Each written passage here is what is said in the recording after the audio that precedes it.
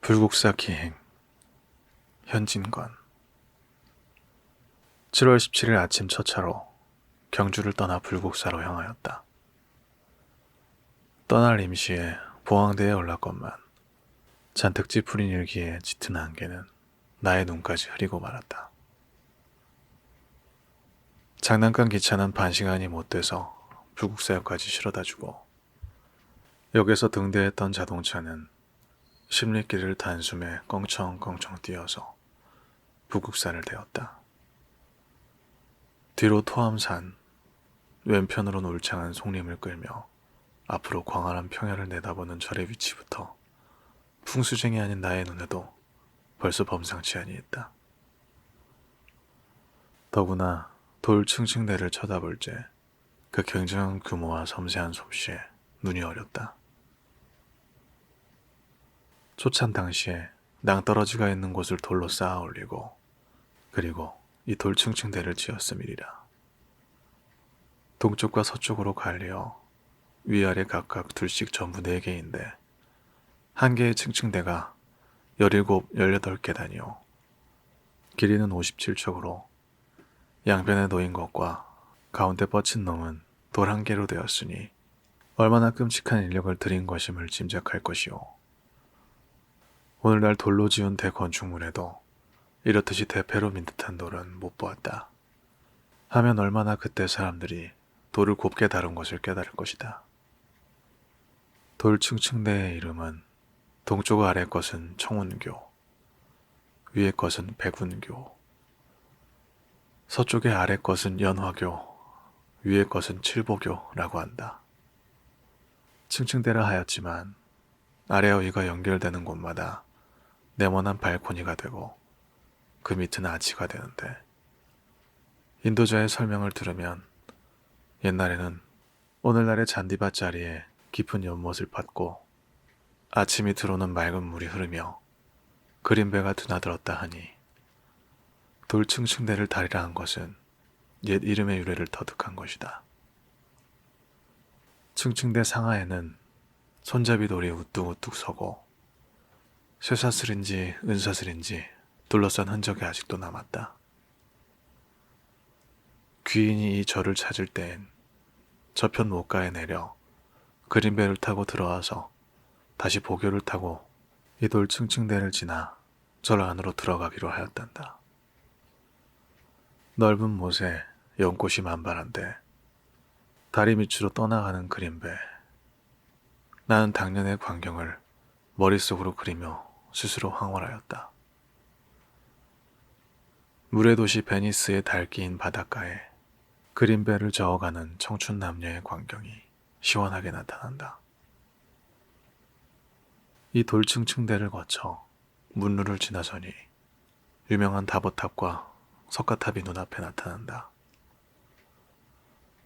이 두 탑은 물론 돌로 된 것이다. 그렇다. 그것은 만져보아도 돌이요. 두들겨 보아도 돌임에 틀림없다. 그러나 석가탑은 오히려 그만둘지라도 다보탑이 돌로 되었다는 것은 아무리 하여도 눈을 의심 않을 수 없었다. 연한 나무가 아니오.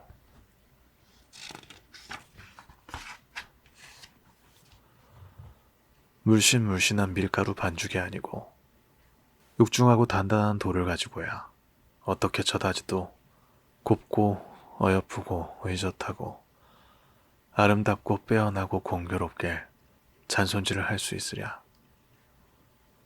만일 그 탑을 만든 원료가 정말 돌이라면 신라 사람들은 돌을 돌같이 쓰지 않고 마치 콩고물이나 팥고물처럼 마음대로 뜻대로 손가락 끝에 휘젓고 주무르고 하는 신통력을 가졌을 것이다. 귀신조차 놀래고 울리게 하는 재주란 것은 이런 솜씨를 두고 이름이리라.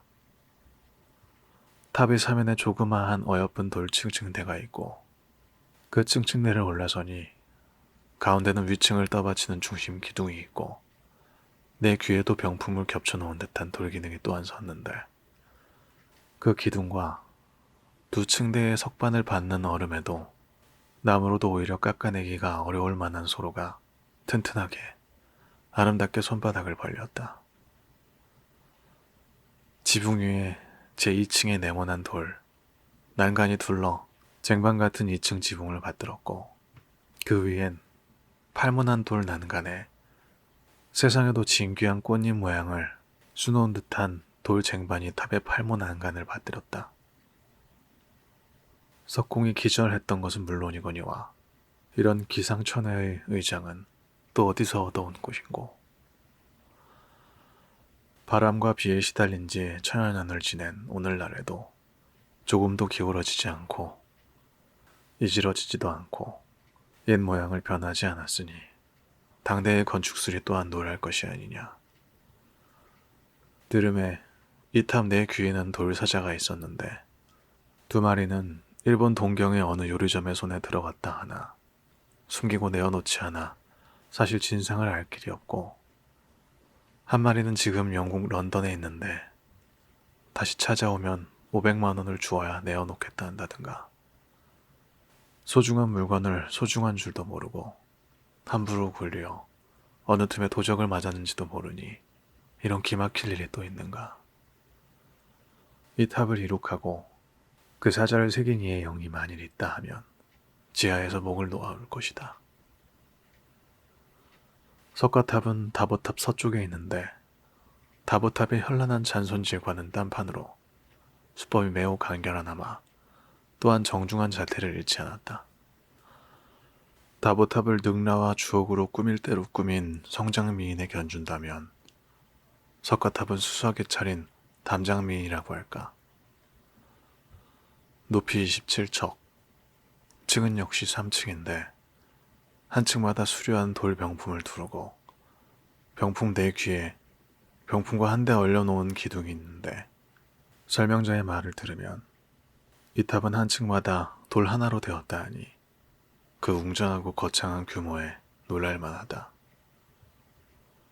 이 탑의 별명은 무영탑, 곧 그림자가 없다는 것으로 여기에는 저 사랑과 예술에 얽힌 눈물겨운 로맨스가 숨어있다 한다. 다보탑과 석가탑에 무한한 감탄과 감격을 맞이한다가 대웅전을 디미다 보니 정면에 엄연히 선 삼위불의 입상이 보통 부처님보다는 어마어마하게 크다마는 신라 당시의 유물이 아니고 영묘조 때 개축할 때에 만들어 놓은 것이라 하며 다만 경탄할 것은 개축할 때 천정과 벽에 올린 휘황찬란한 단청이 300여 년을 지난 오늘날에도 조금도 빛이 변하지 않았다는 것이다. 무슨 물감을 어떻게 풀어서 썼는지 채색학자의 연구 문제라든가 앞길이 바쁨에 아침도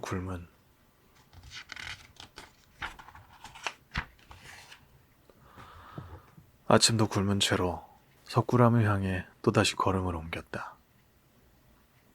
여기서 심리 안팎이라니 그리 멀지도 않되 가는 길이 토암산을 굽이굽이 돌아오르는 샛길이고 날은 흐려 빛발까지 오락가락하건만은 이따금 모닥불을 담아 붓는 듯한 햇발이 구름을 뚫고 얼굴을 내어미는 바람에 두어 모롱에도 못 접어들어 나는 벌써 숨이 차고 전신에 땀이 흐른다. 울창한 송림은 볼 수 없건만은 우거진 잡목 사이에 다람쥐가 넘나드는 것 또한 버리지 못할 정취이다. 거의 상봉을 타 올라와서 동해가로 내다 앉은 치술령을 손가락질할 때 장렬한 박재상의 의계가 다시금 가슴을 친다. 저 치술령이야말로 박재상의 아내가 남편을 보내며 울던 곳이다. 단신 홀몸으로 적국에 들어가는 남편을 부르고 또 불렀건만 재상은 다만 손을 저어 보이고 의연히 동해에 배를 띄웠다. 물과 하늘이 한데로 어우러진 곳에 남편이 탄 배가 가물가물 사라질째 그의 안타까운 마음은 어떠하렸으랴. 피눈물로 울고 울다가 그만 찾아지고 말았다. 거기에는 지금에도 그 부인의 망부석이 그대로 남아있어 행인의 발걸음을 멈춘다 하거니와 천추에 빛나는 일기를 남기고 외국 목도에서 연기로 사라진 열사 박재상의 충원의 백은 지금 어디서 헤매는고. 끓는 물도 차다시고 모진 매도 달다시네. 살을 찝는 쇠가락도 헌 새끼만 여기시네. 비수가 살을 오려도 태연자약하시다. 온몸에 불이 붙어 지글지글 타오르되 웃음 띤 환한 얼굴 봄바람이 넘노는 듯 이 몸이 연기되거든 고국으로 날려라. 동해에 배 떠나니 가신님을 어이하리. 속절없는 피눈물에 잦아지니 목숨이라. 사후에 넋이 곧 있으면 님의 뒤를 따르리라. 지술째 빼난 봉을 묻어 넘은 이 빛바라. 열려에 남은 하늘 이제도 싫었느냐. 나그네 소매에 젖으니 눈물인가 하노라. 숨이 턱에 닿고 온몸에 땀이 멱을 감은 한시간 남지들. 멀리 오는 순례자를 위하여 미리 준비해 놓은 듯한 석간수는 얼마나 달고 시원한지 연거푸 두 고기를 들이키매 피로도 있고 더위도 있고 상쾌한 기운이 심신을 엄습하여 표현이 세상을 떠난 듯도 싶다. 돌층층대를 올라서니 들어가는 좌우 돌벽에 새긴 인왕과 서천왕들이 흡뜬 눈과 부르거든 팔뚝으로 나를 위협한다. 어깨는 엄청나게 벌어지고 배는 홀쭉하고 사지에 울퉁불퉁한 세찬 근육. 나는 힘의 예술의 표본을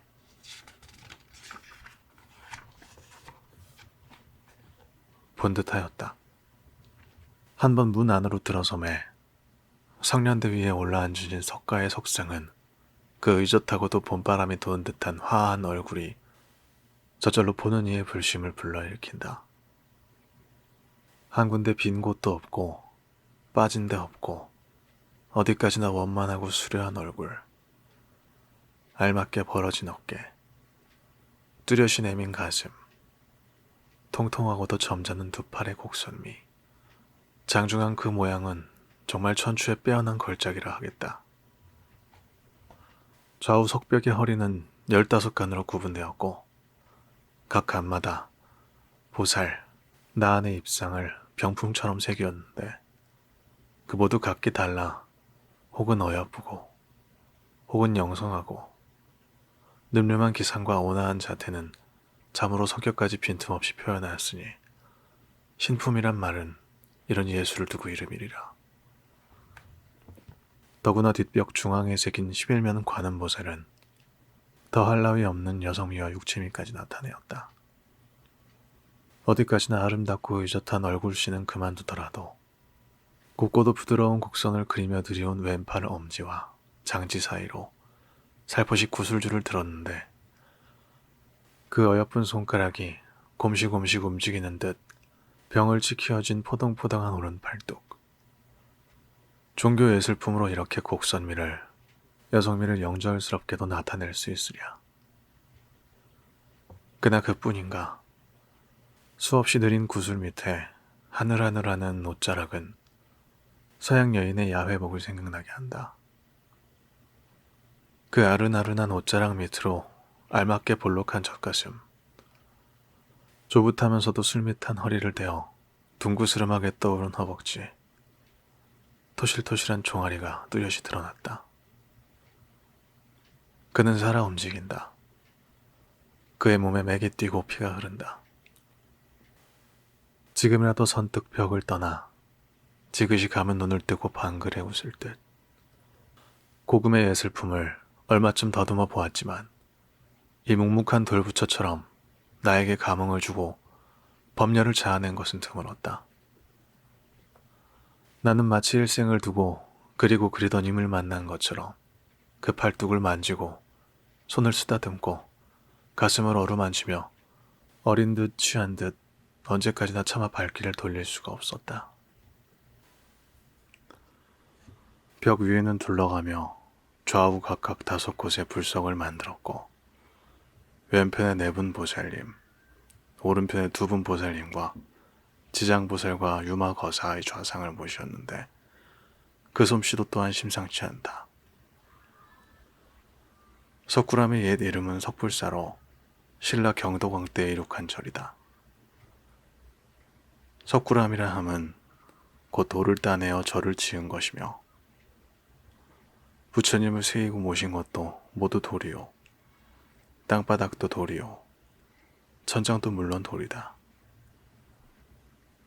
굴의 구조는 동남으로 향하여 평면 원형으로 좌우 직경이 22촉 6촌, 앞뒤 직경이 11촉 7촌 2푼, 들어가는데 높이는 11촉 1촌 5푼, 옆 벽의 두께가 약 9척이라 한다. 차연의 바람과 비에 귀중한 옛 솜씨가 덜어 이지러지고 무너진 것은 아깝게 한량없지만은 15년 전에 크게 수리한 탓으로 도리어 옛것과 이제것을 분간하기 어렵게 된 것은 더욱 하늘 노릇이다.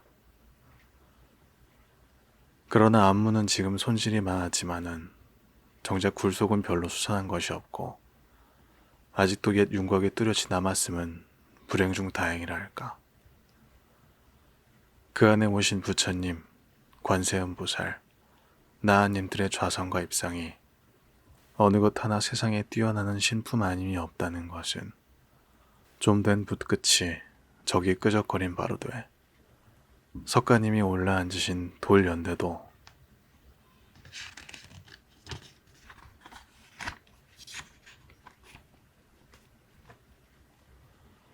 훌륭하거니와 더구나 천장의 장치에 이르러서는 정말 찬란하다 할 밖에 없다. 하늘 모양으로 궁룡상을 지었고 그 복판에 탐스러운 연꽃 모양을 떠놓은 것은 또 얼마나 그 의장이 빼어났고 솜씨가 능란한가.